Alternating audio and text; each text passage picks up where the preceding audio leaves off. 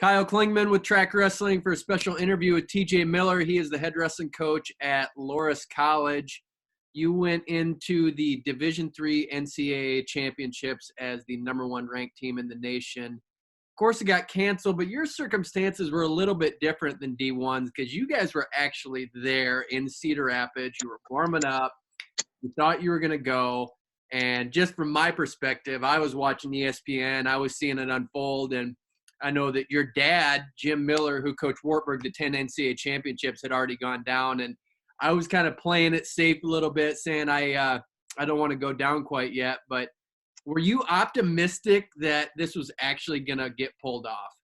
You know, when I was leaving to go to the coaches meeting at 2, I was a little worried because there was like a lot of rumors that Division I was getting canceled, their tournament. So, you know, we were like, man, I don't know if they could do that to us. We're already here.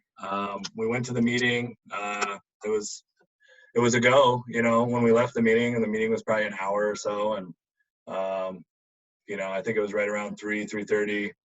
You know, I was headed back to the hotel, and I get to the hotel, and I'm literally talking to my team about, you know, the plan, maybe getting an afternoon workout, and then, you know, the weigh-in, like when the first session starts, when we should leave, meet in the lobby, all that for tomorrow.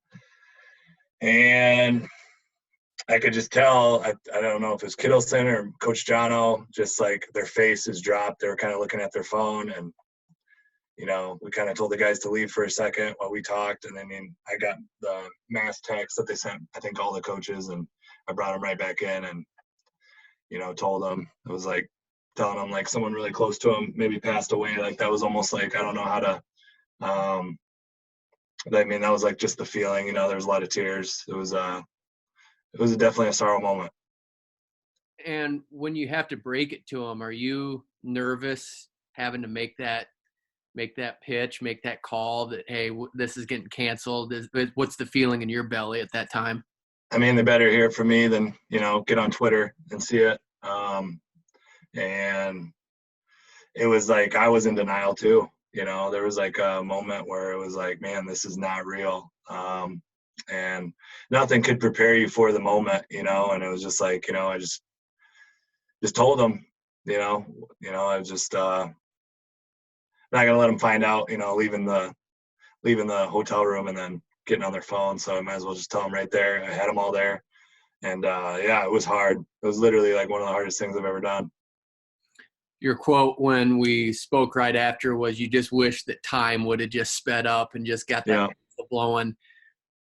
When you have that thought, like, hey, we're just inches away, which is different than having maybe a week to think about it, but you're right there with the competition mats already. Yeah. The realism has to hurt a little bit there, doesn't it? That's the worst part, because you check in, you take a team photo, you see the arena all laid out. It looked great. And, you know, you're kind of letting the guys walk around, get a feel for the arena and stuff. And I remember, I think I was walking in with Ostendorf, and I told them about Division I, and, you know, you could tell that a lot of other coaches heard about that. And when we were coming back from the team meeting, and there was just a sense of urgency, like, hey, we're already here. Like, you know, everyone thought the same thing. All these teams came from out east. They were all there. They've been working out in the arena for the last couple of days. And, you know, I wasn't even thinking about it, but they gave me the Coach of the Year award, and I literally was up there in Lonnie Morris. I was like, we're here. Like, let's do this. You know, every chance I got, I was trying to tell everyone, like, hey, we're here. You know, like, let's just compete. And, yeah, man, obviously the NCAA didn't see it that way. And it was just, yeah, I think it was maybe a little bit more painful that we were there, and it was like a sense of reality, because like you saw the tournament layout, but I don't know, it probably would have hurt all the same, whether a week early or, you know, right before the tournament started. I mean, it wouldn't have mattered. It would have still hurt. It would have been a hard pill to swallow. Of course, you wrestled for your dad at Wartburg, part of the Wartburg dynasty. They've won 14 championships now, and you know how impossibly hard it is to win a title individually and as a team. But we did a Twitter poll, and you guys came out as the team that people thought were going to win. Now, that either means they think you were going to win or you have a great fan base. Which do you think it is? I hope it was both. You know, I just hope it was a little bit of both. I'll take either, you know. Yeah, that was cool that you guys did that. I appreciate that. And, you know, it's fun. It's fun to kind of have those things now. You kind of play the what if game, but yeah, I mean, that was cool. I think we kind of dominated that thing. We might have had like 56%. The next was like 22 or something. So, yeah, that was pretty cool to see. Now, when you break it down and you just think about your season going in, you guys had 8 qualifiers. What do you think it was going to take for you guys to win it and pull this off against a really strong Augsburg team? Wartburg only had 5 qualifiers, but you can really never count out Wartburg because they can always pull something out. And Stevens had a strong team, among other teams. But what do you think it's going to take? We're going to have to wrestle real well. Obviously, you got to have a first good day. And we kind of talked about it the same way we were at regionals. You know, we're planning on winning every match first round. I thought we had a really good shot to do that. It's kind of what we did at regionals. We went undefeated that first day, so we were kind of like trying to ride that momentum a little bit, do the similar thing at nationals, and guys were fired up to do that. I thought I liked our draws. I really liked the position we were in, to tell you the truth. And you know, we scouted well. The kids were ready, and you know, it's that what if, you know, that what if thing. Like you almost just, even if it was a bad first round, I wanted to experience it. You know, it's just, it stings all the way around. But I mean, to win a team title, you need every guy to wrestle at their best. And I felt like we were in position to do that. I think as January went on and into February, I think we just kept getting better and better and better, even into regionals. So, yeah, it sucks that we couldn't kind of have that closure at the end of the year with the national tournament. Let's go through your story. You went to Cedar Falls High School. You placed 4th and 6th at state, so you weren't that blue chip recruit coming out. And I think your dad thought that you might not want to go to Wartburg, so he was kind of shopping you around to different places, and it was kind of like, hey, I want to go to Wartburg. And you know, getting 4th, winning it your junior year, and then getting 2nd. And your dad, of course, coaches 10 NCAA championship teams, legendary coach. He's part of the string of 220 dual meets that the Iowa Conference dual meets that you eventually broke. Let's talk about that part of the season. It's almost impossible to create a scenario, and it seems like stranger than fiction, that you could be part of that streak, your dad's part of that streak, and then you break the streak on the Jim Miller mat on February 14th, 2020. I mean, even talking about it, I'm not even sure if it's real right now, but that has to be a high point of the season. Yeah, man, it was definitely a fun night. And that'll be a memory that I have forever. Yeah, it was just real cool. Obviously there was a lot on the line. It was probably one of those things where there probably hasn't been in Wartburg side of things, there probably hasn't been that competitive of a duel within the conference. You know, it had a battle of the Bergs, or even a little bit more kind of feel to it. Man, it was just fun. You know, our guys wrestled real well. The crowd was electric. You know, the Wartburg crowd was even a little hostile there, like even as we were coming out, warming up, heckling our guys. I mean, that's fun. Like, I love that. And, you know, just every bout was like just crazy. Like, they won the first 2, and then we win 2 tough ones, and then we get a fall, and then they get an upset. And then it was just like, it was kind of a back and forth deal. And, you know, it was just, you know, it was one of those memories, yeah, that I'm gonna hang on to for life. And it was just a dual meet, though.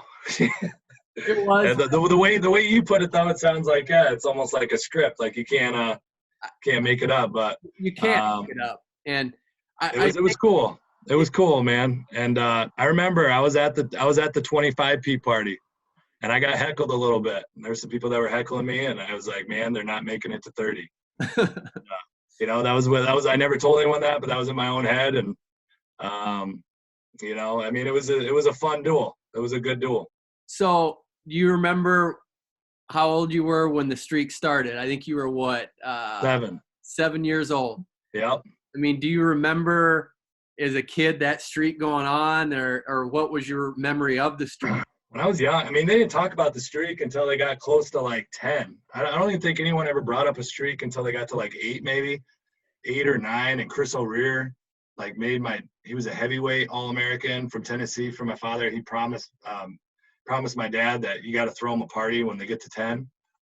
And that's when it kind of like really started gaining some steam, the streak. And you see the decade, there was a decade of dominance party, and then it was the double decade and the quarter of a century. And it was just the next thing. And I mean, the parties got bigger, and the streak became even more and more. And, I was very educated on it. And I know about every starting guy from now until, 92 that started almost every weight. And,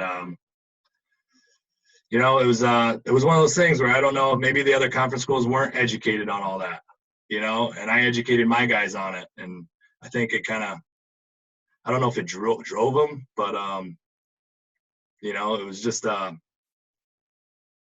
it's just bizarre, man. It's a surreal thing, even to just be sitting here talking about it, like you said. Like, it's, I don't even know if it's really sunk in, To me, it was just a duel. That's what I've been brainwashed to talk about my whole career. It's like, hey, BB is the most important duel of the year. And then you go, that's what we started with the season.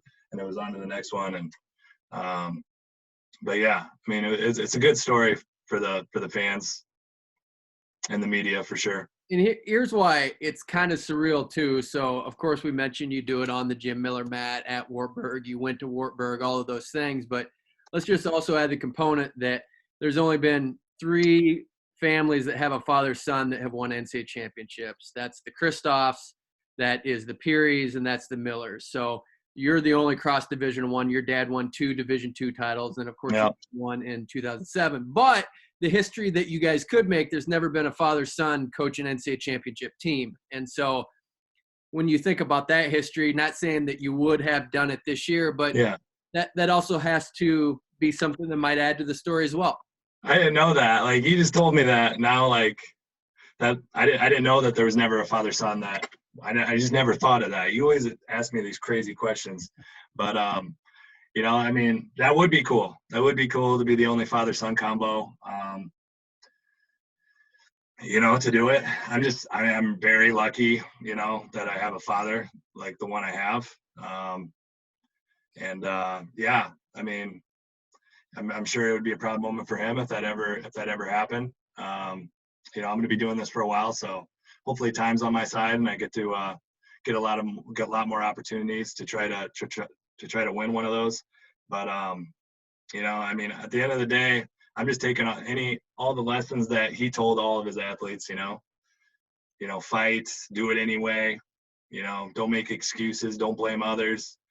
Shut up and win. That's probably my favorite one. And those are just the lessons that, I'm passing down now to my guys. And it shows.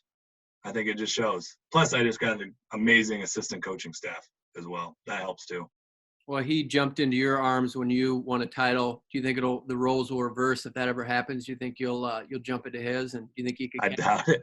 I doubt it. I don't know if he could catch me. He'd probably have trouble holding on to me.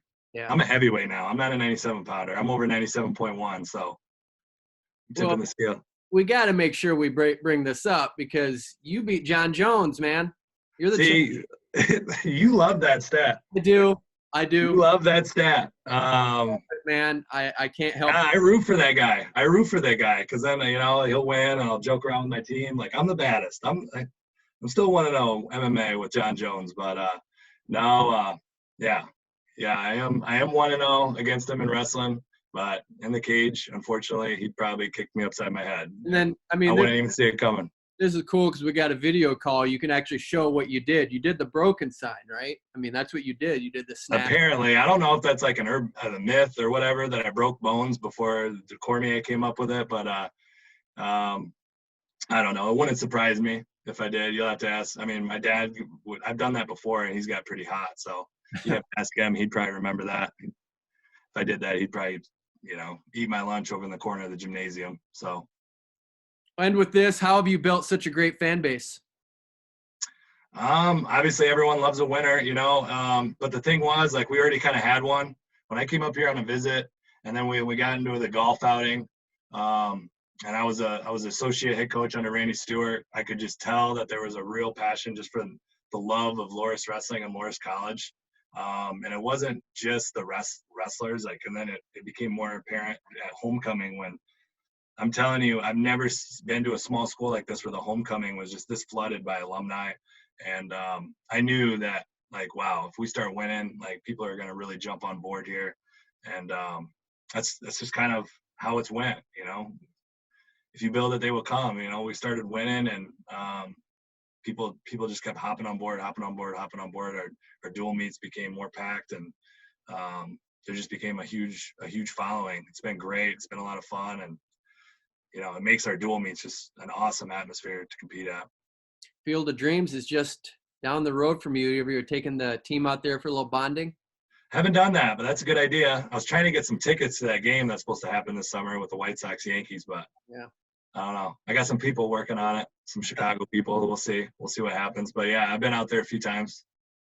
Well, thanks for the time. Congratulations on a great season. I know it certainly didn't end the way you wanted it to with just unforeseen circumstances, but congrats on a great season and looking forward to catching up with you again. No, appreciate it.